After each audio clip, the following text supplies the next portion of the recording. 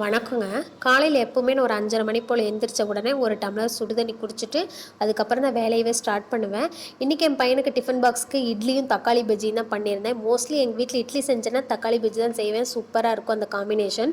தக்காளி பஜ்ஜி பண்ணுறதுக்கு 2 ஸ்பூன் துவரம்பருப்பு, 4-5 தக்காளி, 2 கத்திரிக்காய் சேர்த்து வேக வச்சு எடுத்துட்டு அதை நல்லா கடைஞ்சி எடுத்து வச்சுட்டு கடாயில் வெங்காயம் கருவேப்பிலை போட்டு நல்லா வதக்கிட்டு கடைஞ்சி வச்சிருந்த கத்திரிக்காய் கலவையை சேர்த்துட்டு தேவையான உப்பு மிளகாத்தூள் சேர்த்து நல்லா கலந்து விட்டு கொதிக்க விட்டு இறக்குனா தக்காளி பஜ்ஜி வந்து ரெடி ஆகிடும். டிஃபன் பாக்ஸ்க்கு இட்லியை கட் பண்ணி போட்டு கொடுத்துட்டா ஃபோர்க்கில் எடுத்து சாப்பிட்றதுக்கு ஈஸியாக இருக்கும்னு சொல்லிட்டு போட்டு கொடுத்துட்டேன். அவனும் வந்து கிளம்பிட்டான். அவங்க அப்பா வந்துட்டு கூட்டிகிட்டு போய் விட்டுட்டு வர போயிட்டாரு. அவனை கிளப்பி விட்டதுக்கப்புறம் குளிச்சுட்டு நாங்கள் 8:45 போல் நானும் எங்கள் வீட்டுக்காரர் உட்காந்து சாப்பிட்டுட்டு அதுக்கப்புறம் ஒரு டம்ளர் டீ குடிப்போம். காலையில் எந்திரிச்ச உடனே டீ குடித்தா உட்காந்து குடிக்கவே முடியறதில்ல, நின்றுட்டு நடந்துட்டு குடிக்கிற மாதிரி தான் இருக்குது. அதனால் சாப்பிட்டு முடிச்சுட்டு ஒரு டம்ளர் டீ குடிப்போம். டீ குடிச்சிட்டு எங்கள் வீட்டுக்கார் 9:30 போல் ஆஃபீஸ்க்கு வந்து கிளம்பிடுவாங்க.